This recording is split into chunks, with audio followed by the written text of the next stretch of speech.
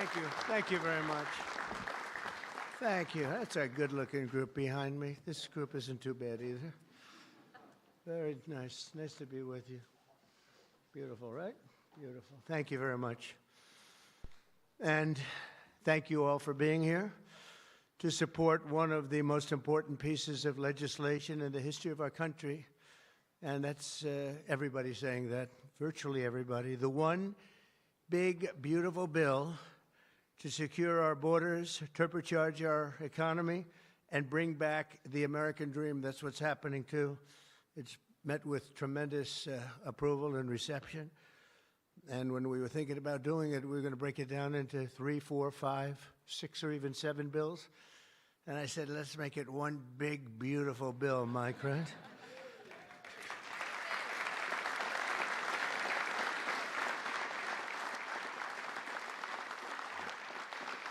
They actually said it would be very much harder to get this way, but it would be better. And the truth is, I think it worked out well because there's something for everybody, and I think in many ways much better. We're delighted to be joined by Secretaries Marco Rubio, Scott Bessent, Pete Hegseth, Doug Burgum, Doug Collins, Sean Duffy, Howard Lutnick, Linda McMahon, Brooke Rollins, Scott Turner, Chris Wright. Wow, that's a hell of a group. I think that's the biggest group of cabinet members. That's the biggest group of cabinet, and we're not finished yet because we have our great Attorney General Pam Bondi here, U.S. Trade Representative, and he's working around 24 hours. We have them one after another. Countries come. Everybody wants to be with us because we have the hottest country in the world. A year ago, we had a disaster on our hand. We had the coldest country, I think, by far. And now we have the hottest. The King of Saudi Arabia, when I was there, we brought back $5.1 trillion between Qatar, Saudi Arabia, and UAE. And all three said, great leaders, they all said to me the same thing. You know, it's amazing. In 4 months at that time now it's getting to be close to 6.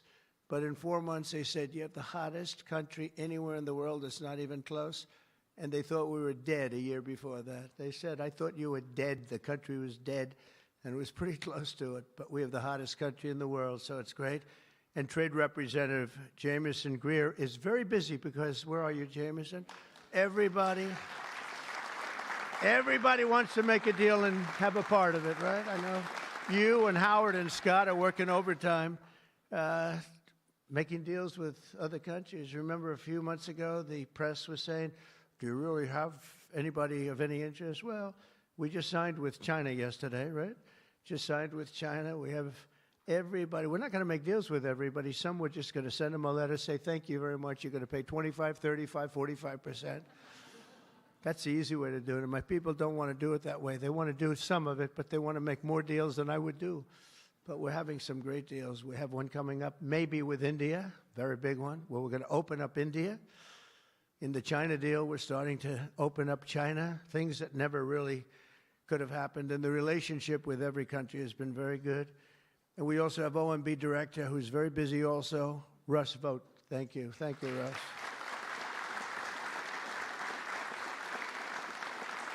And also, I want to give a very special thank you. This is a hell of a group we have here. This is amazing, the quality of people. But actually, I like these people and most of those people much better than the people I just named, okay? But a very special thanks as well to Speaker Mike Johnson, who's a great, legendary guy. He's going to go down as a legend. A great friend of mine, a fantastic Senator, Roger Marshall, wherever you may be. Roger, thank you very much. Thank you.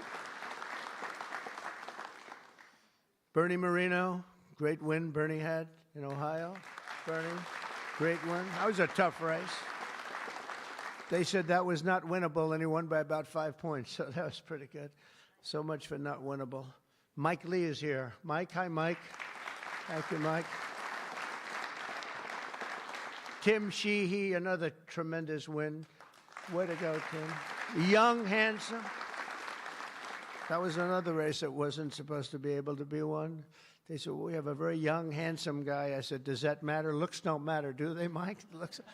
Anyway, great job. You can't help it. You can't help it. Great. That was a great race, along with Representatives Paul Gosar, Greg Murphy, Tom Kean, Jen Kiggins, Rob Bresnahan, who's a, where is Rob? Stand up, Rob. Let me see you. Good. He's done a fantastic job. And Ryan McKenzie. Thank you, Ryan. Thank you all. That's great. It's a big group of people. We're here this afternoon to share the stories of an incredible group of patriots from across the nation whose future we are defending with the One Big Beautiful Bill. This is the ultimate codification of our agenda to, very simply, a phrase that's been used pretty well by me over the last 10 years, but maybe even before that, make America great again. Very simple, make America great again. When Joe Biden used to get up and say, we will stop this horrible MAGA. We're going to stop MAGA. We're going to fight it. We're going to, I said, Joe, loosen up. It's called Make America Great Again. It's okay. Remember that he got up so angry. He was so angry. He said, make America great again. But we'll deliver a record tax cut, a record spending cut, a record investment in border security. We've done so well on the border. You know, last month, we had 0 people that crossed the border. 0.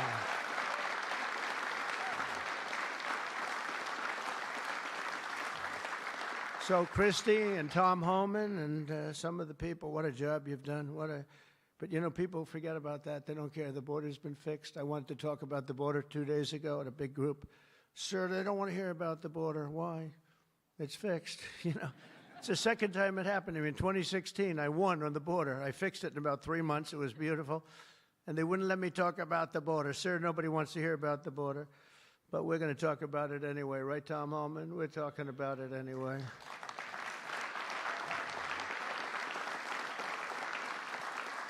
So we have a big number of dollars that's coming here because we want to keep it that way, and we want to keep it fixed, and a record number of deportations. We're bringing criminals out by the thousands. Nobody can even imagine. They let people in that were murderers, 11,888 murderers, gang members, people from mental institutions, and insane asylum. You know what that is? That's insane asylum. That's a mental institution on steroids. During the campaign, I talk about the late, great Hannibal Lecter. Do you know who that is, Hannibal Lecter? Silence of the Lambs. I'd talk about it, and the fake news would go crazy. Why does he keep mentioning? Well, because we won in a landslide. That's why they don't want to have Hannibal in our midst. And the day I signed this bill into law, almost every major promise made in the 2024 campaign already will have become a promise kept. And that's very important. Promises made, promises kept. And according to the Council of Economic Advisors, these reforms will protect or create more than 7 million jobs, add 3.1% to economic growth, reduce taxes for the typical American by nearly 15%, and increase take-home pay for the normal family of 4 by at least $13,000, and that takes place immediately. That's not bad, right? Look, I'm looking at that guy back there, right? That's pretty good. And if we had a person over at the Fed that would lower interest rates a little bit, that would be helpful too. It's hard to believe. This is on top of, you know, we have to fight this guy. He's not doing the job. Each point that he keeps it up is the equivalent of $300 billion. $300 billion. So if he lowered it to, it would save $600 billion. We have to work hard with cuts on that, right? That's a lot of cutting. And this guy could do it so easily. We don't have inflation. Well, we might have inflation. Yeah, and if you do, you raise the rate a little bit. That's okay. But we're going out because Biden gave us a lot of short-term debt. And given the short-term debt, he did us no favor. So I think what we'll do is we'll probably just extend the short-term debt and then go out, because I don't want to tie it up for 10 or 15 years at a high rate. But every point is it's really more, is $300 billion. So if we got it down to 1%, we're talking about almost $1 trillion in saving just with the stroke of a pen. No work, no missing anything, just like an accounting situation. Oh, Doug Collins, I just see Doug. Did I mention you, Doug? I don't think so. I'm glad I saw you. I'm glad that somebody's going to be in big trouble with you. They didn't write your name down, Doug. Somebody's in, I got you.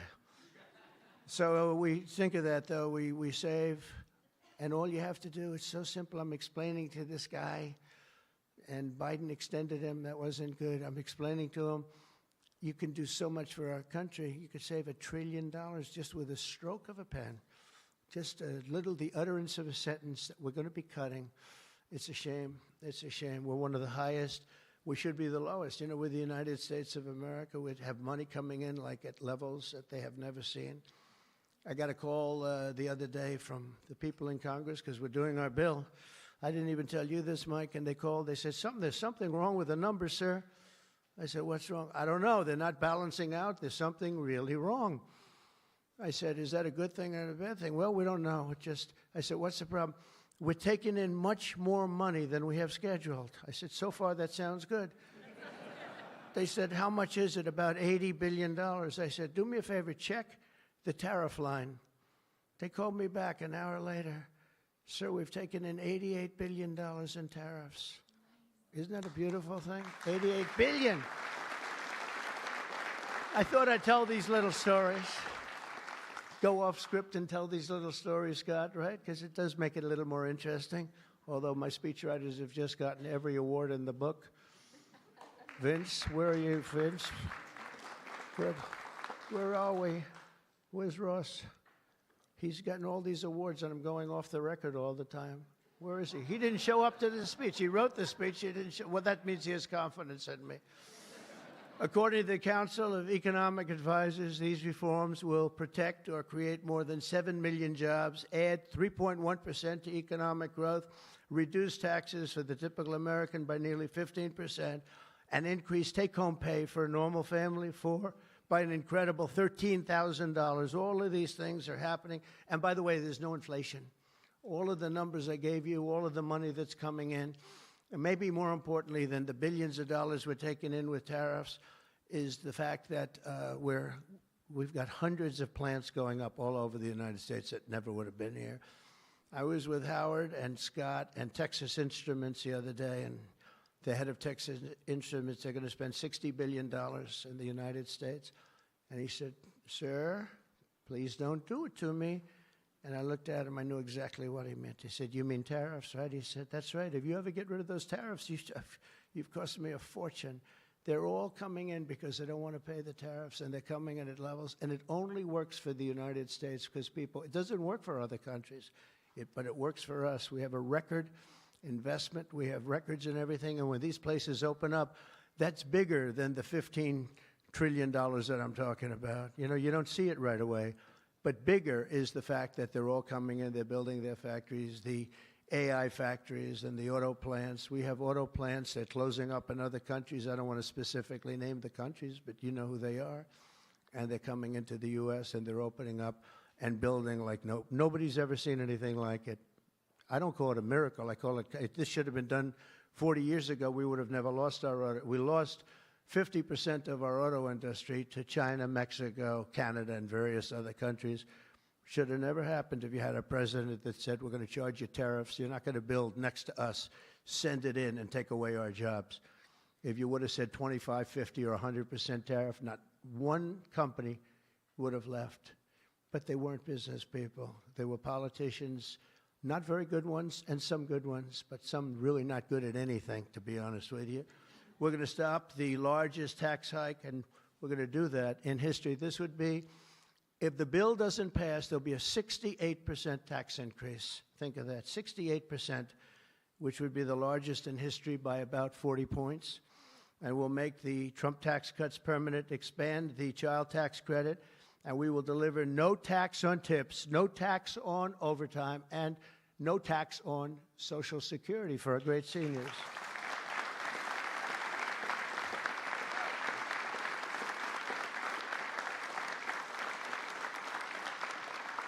Among the countless citizens who will benefit from these tax cuts is Malachi Krzyzewski, a devoted mom and DoorDash driver from Ripon, Wisconsin, who uses her tip income to support her son. To think of that, no tax on tips, and it was a very big problem. I was at a dinner in my beautiful building in Las Vegas, and unrelated to this, and I said, what's going on? I will never say good-looking waitress because looks don't matter anymore, you know, in our modern society. She happened to be beautiful, but I won't say that. I won't mention that. But nevertheless, a waitress came over, and I said, how are you doing? She said, not good, sir. Why? The government is killing me on tips. And she looked at me, she said, sir, there should be no tax on tips. I said, say it again. There should be no tax on tips. I said, that's the coolest thing I've ever heard. I walked outside, the press was there, as always, waiting for something bad to happen, hundreds of them. I said, ladies and gentlemen, please announce tonight there will be no tax on tips. And a legend was made. We won Nevada by so much. Republicans don't win Nevada. We won Nevada. So I want to thank that young, beautiful waitress. Thank you very much.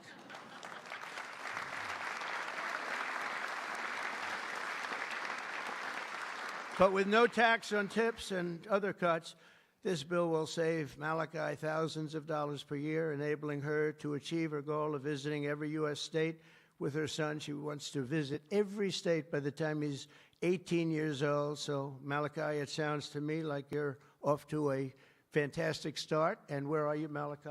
Where are you? Congratulations. Great. That's good. Thank you. Also with us today is Luke Wilson, a 23-year-old electrical lineman. He loves being an electrician, but in this case, the lineman. And these are guys that take big risk, and it's hard stuff. But if you know what you're doing, it's fine. He's from Harmony, Pennsylvania, as well as Dee Sova, a truck driver from Springfield, Missouri, where, by the way, our beautiful planes landed, our B-2s. They landed after 36 hours of flying. Great going, Pete. And they hit the target.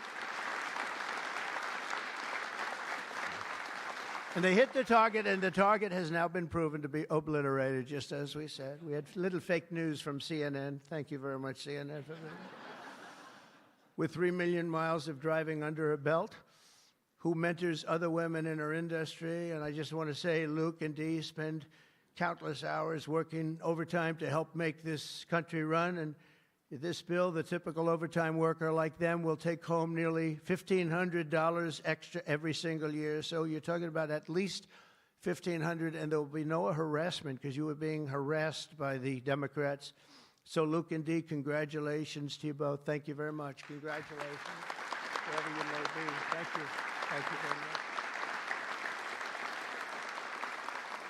Also with us is James Benson, a third-generation auto worker from Belleville, Michigan, who has spent 26 years at Ford Motor Company, which is doing very well. They have a lot of plants in this country. If you have plants in this country, you're going to make a lot of money. And is a member of a tremendous group of people, auto workers. And I'll tell you, we love these people. Auto workers for Trump, and I came through for them, but they were with me long before I really thought. A lot of people said, is he going to run again? Will he run? They've always been with me, the auto workers. James was a lifelong Democrat until 2017 when he saw the benefits of our tax law, and he also liked Trump.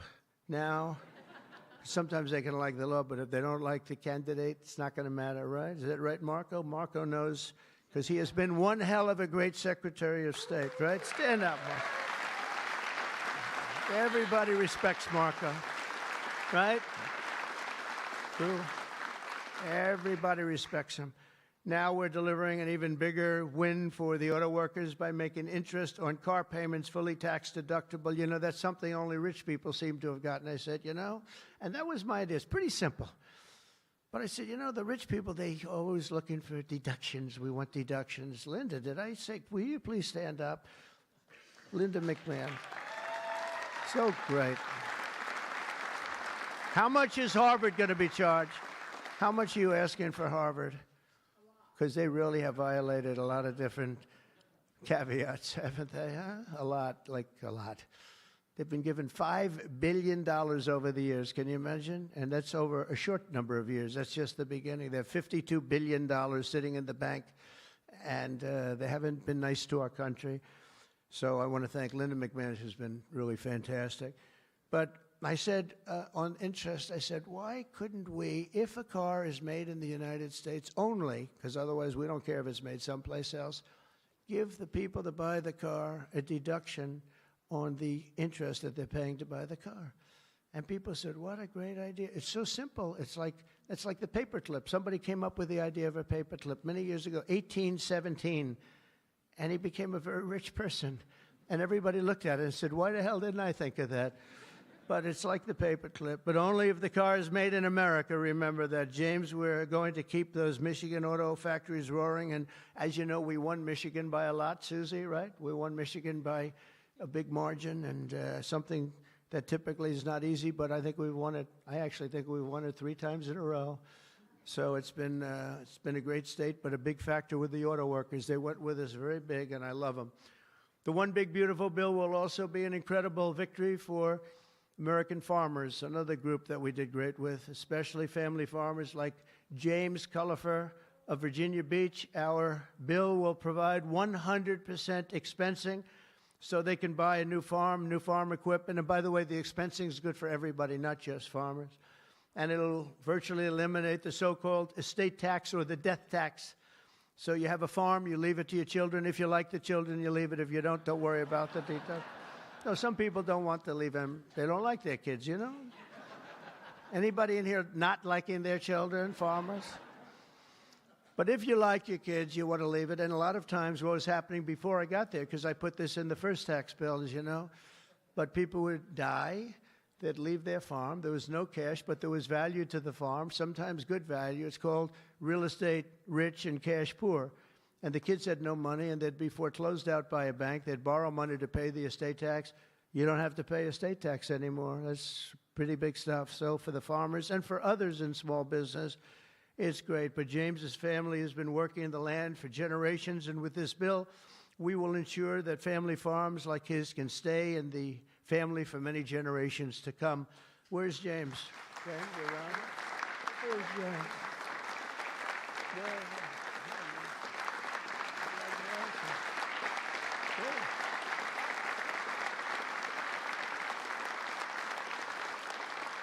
That's great. And you know what I mean, James, right? People pass away, they love their kids or whoever they're leaving, but they love their kids especially. And you won't have the family farmer anymore the long time because they were losing them to the banks, and they were losing them at record numbers. Not going to happen anymore. There's no tax. We're also going to empower American parents by expanding opportunity scholarships to provide school choice. School choice is a big deal.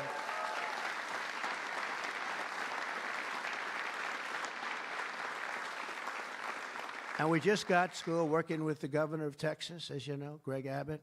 We just had it passed in Texas, and I know about that. Somebody said, yeah, that was a big deal. They've been trying to get it for 9 years, and they asked me if I'd call the legislature, Republicans in the legislature, and I did.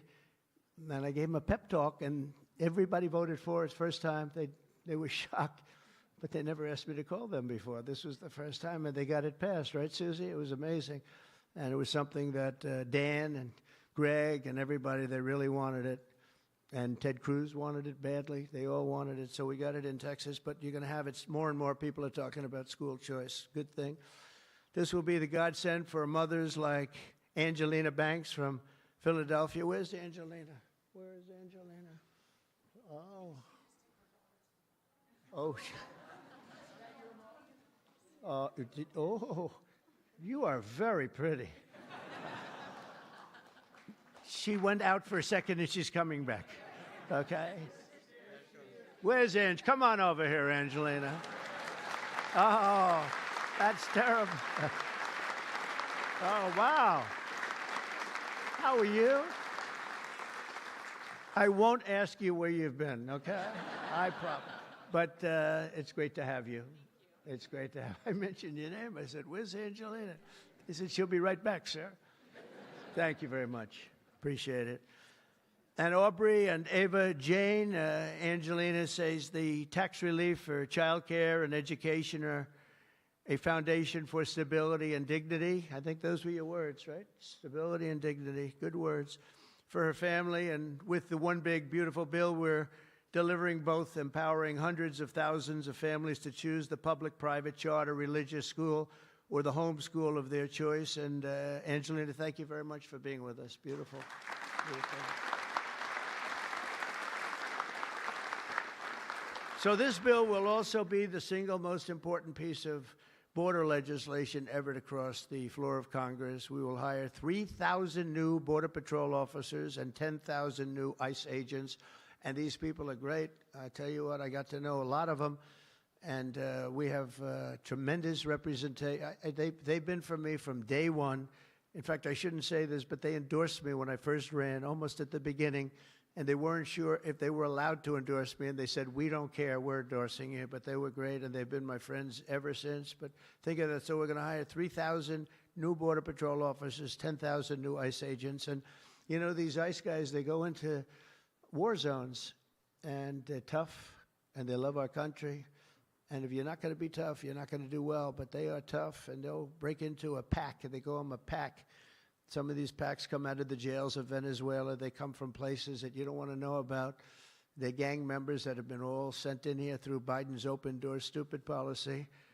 The dumbest policy, I think, well, we have a lot of dumb policies, but the worst, I think, is open borders, where anybody comes into our country totally unvetted, totally unchecked. And they're drug dealers, and they're people that we don't want them. And they're murderers, you know, they're murderers.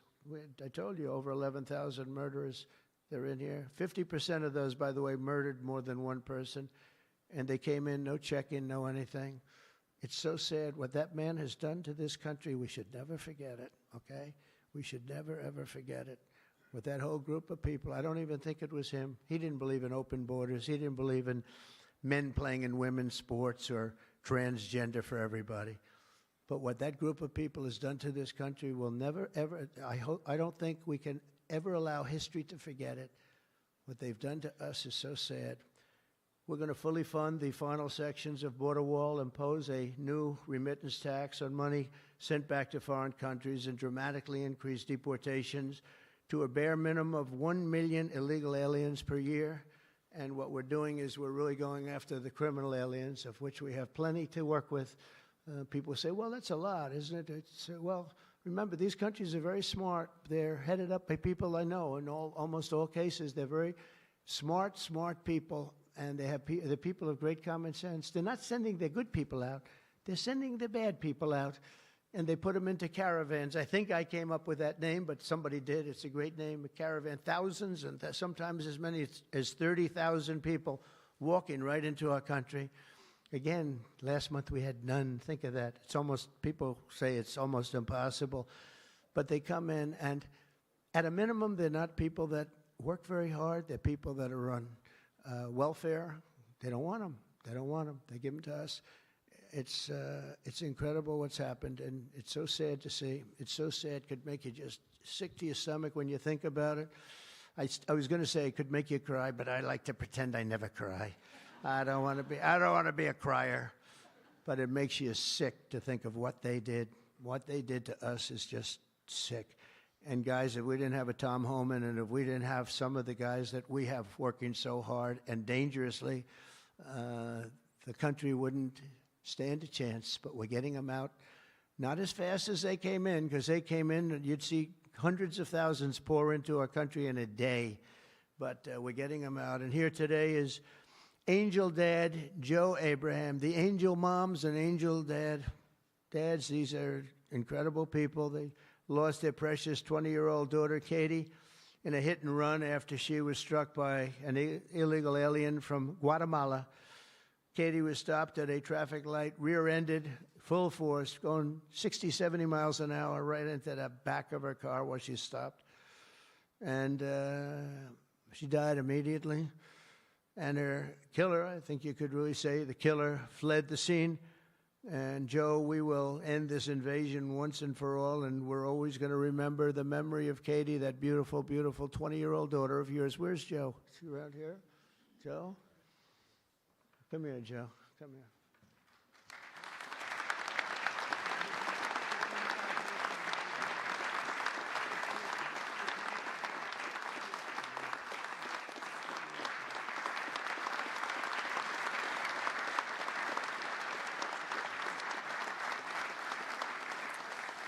Ah, boy, oh, boy, oh, boy. Thank you, Joe, very much. Also with us is Sarah Stewart from Kerrville, Texas, who lost her brother to the fentanyl epidemic that has inundated her small town. Our bill provides billions and billions of dollars to stop fentanyl and other illicit narcotics. We're also charging other countries like Mexico, Canada, and China billions of dollars in taxes that we put on because they've allowed people that are selling fentanyl to go through their countries, or in the case of China, they send it here, and paying a lot of money at least, but would rather stop it. I think we're doing a big job of that, but would rather stop it. And other illicit narcotics pouring across the border and stealing more American lives. And thank you. Sarah will not rest until that fight is done. We're going to get that fight done. Sarah Stewart is where? Sarah? Hi, Sarah. Beautiful. Thank you. Good guy, huh? Yeah. I can see that. I also want to thank the president of the National Border Patrol. His name is Paul Perez. He's been with me from the beginning. And Brandon before him. These are great people. I've gotten very friendly with some of these people from Border Patrol and ICE because I'd call them once every 2 or 3 days. How we doing? How we doing? How we doing? If you remember, Kamala was the border czar. And in 4 years, she never made one call to Paul or Brandon or anybody else. And I'd like to have Paul come up, say a couple of words if you're here. Paul? Where are you, Paul? Oh, there you are. Go ahead.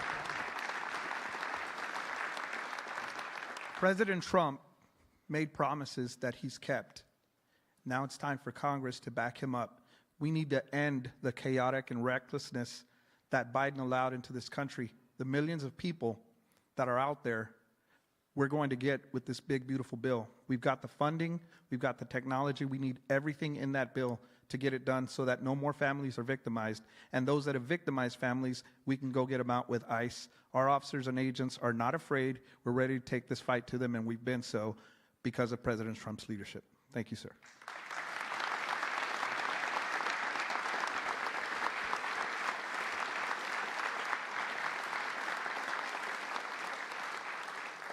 He's been a great friend of the country. He really has, and he's worked with Tom Homan and Christie and all the people that work so hard. They have been incredible. And, I wasn't going to do this, but I see Tom Homan is sitting there, and, I have to call him up. Look at that. I don't call up the Speaker of the House. I don't call up Marco or Peter or anyone. But I want to call this guy because this guy is keeping us very, very safe. Come on up, Tom.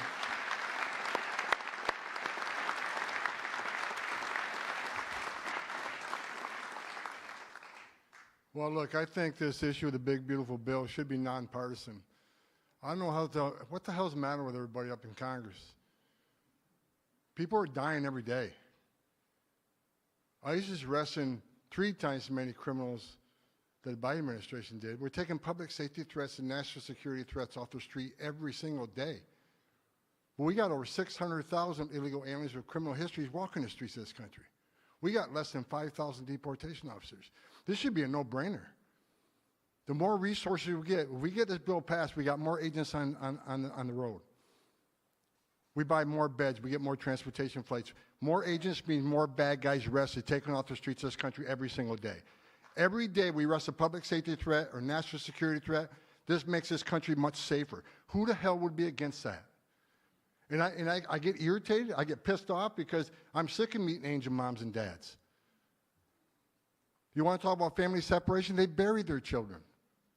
So I've done this since 1984. I've worked for 6 different presidents. No one has had the success of the Trump administration. We got the most secure border in the history of this nation today.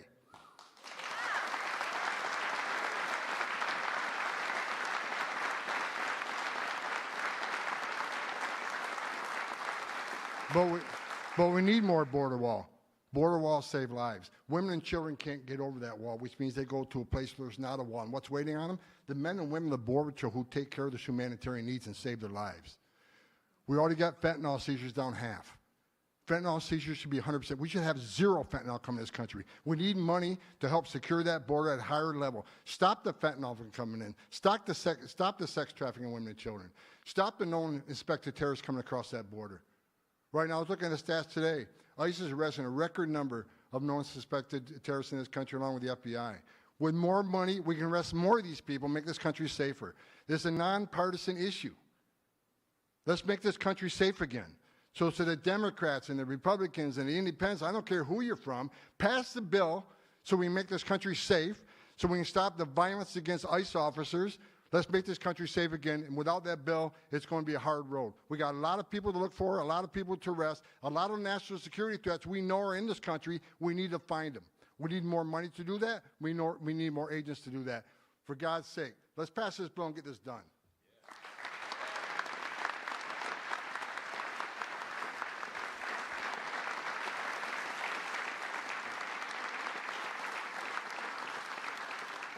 He got so angry he didn't even shake my hand or look at me. Just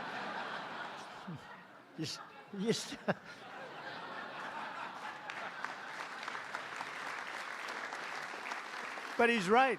He's right. And we have no money for the border if we don't pass this bill. We have virtually nothing. And so we're going to get it done for you, Tom, and for all of the people that have worked with you. It's been amazing, the job you've done. And just in finishing, look, this is the largest tax cut in the history of our country. They want to give you, the Democrats want to give you the biggest tax increase in the history of our country. They have things, whether it's border or economic development or no tax on tips and Social Security and no tax on overtime and all these different things. There are hundreds of things here. It's so good. And we're going to also cut costs. We're cutting $1.7 trillion in this bill, and you're not going to feel any of it. And your Medicaid is left alone. It's left the same.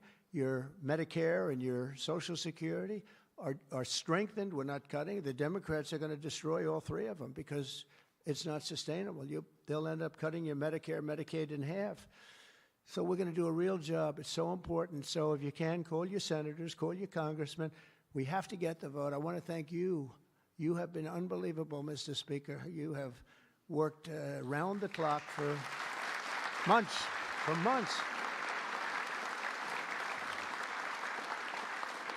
And, you know, I shouldn't say this, but we don't want to have grandstanders where one or two people raise their vote. We don't know.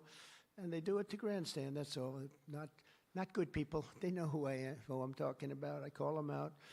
But we don't need grandstanders. We have to get our country back and bring it back strong. And our country is going to be stronger, bigger, better than ever before. We're going to make it better than ever before. And that's despite the bad hand that we were dealt 6 months ago. We were dealt a really bad hand. We were dealt a sick hand.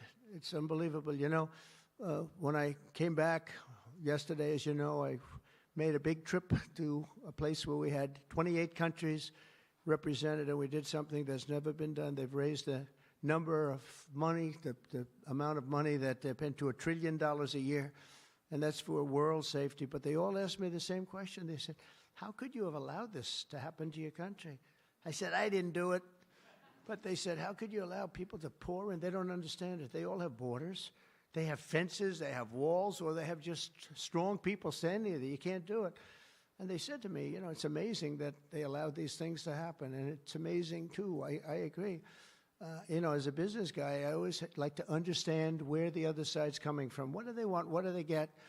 And, you know, you can make good deals based on understanding the other side.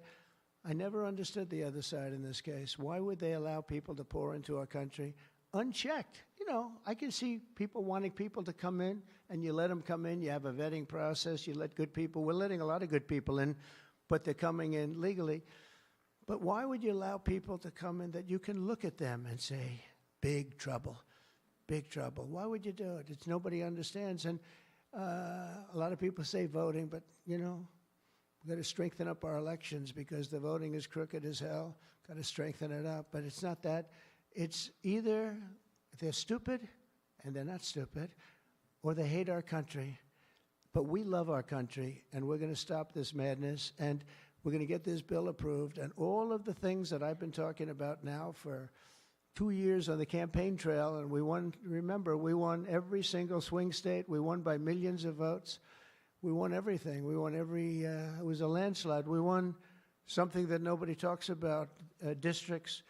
You have thousands of districts. We won 2,750 to 505. Think of that. That's why when you see a map, the whole map is red. That stands for Republican, by the way, because it stands for a lot of other things too, but it stands for Republican with a little piece of blue on each side. But that's why, think of that, 2,750 districts to 505 districts. That's what, this was a slaughter, but it gave us a mandate to do some great things. And I want to thank John Thune, and I want to thank the speaker, and I want to thank Marco and everybody here, they have been so incredible. Pam, you've been unbelievable as the Attorney General. We appreciate it. Not easy, not easy. And we're coming back faster than anybody ever thought possible. I told you what they said to me on just trips by very smart people, but we're going to make this, we're going to do this very quickly. It's happening a lot faster than even I thought possible. And we're going to be celebrating very quickly, and we're going to be celebrating for a long time because we're turning our country around. We're getting our country back, and we're ruling with common sense, you know. Whether you're conservative or liberal, or as they like to say, progressive. They don't like the word liberal anymore. Progressive, I think it's a beautiful word too. That's why I call them liberal. It's too nice a word. I don't know how you can be progressive when you're turning the country backwards. But no matter what you are, it's all about common sense, and I think that's the way I've ruled. I do what's right. I want to have borders. I don't want to have transgender for anybody that happens to leave the house at a young age, the things they do. I don't want to have men playing in women's sports. That's got to be, you know, they say it's an 80-20. I think it's a 97-3 issue. It's so ridiculous. It's so ridiculous.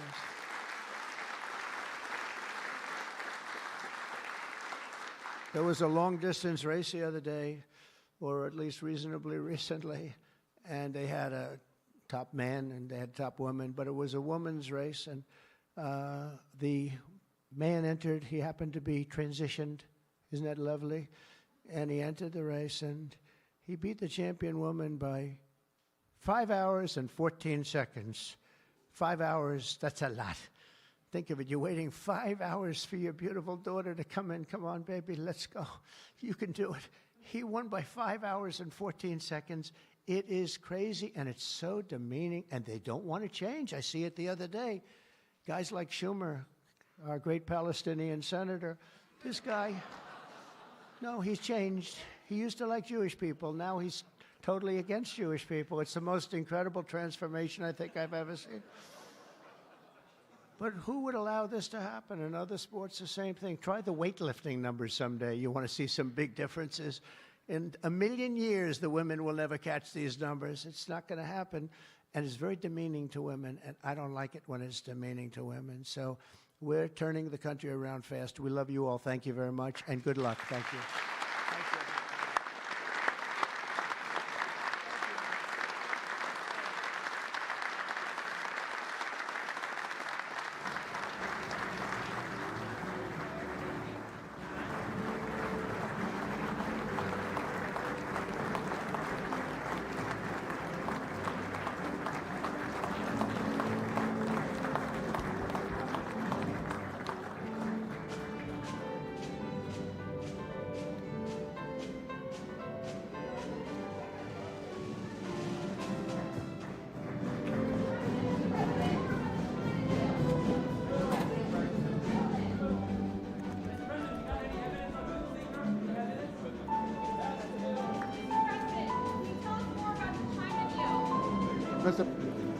Mr. President, can Congress finish this by July 4th? We hope so.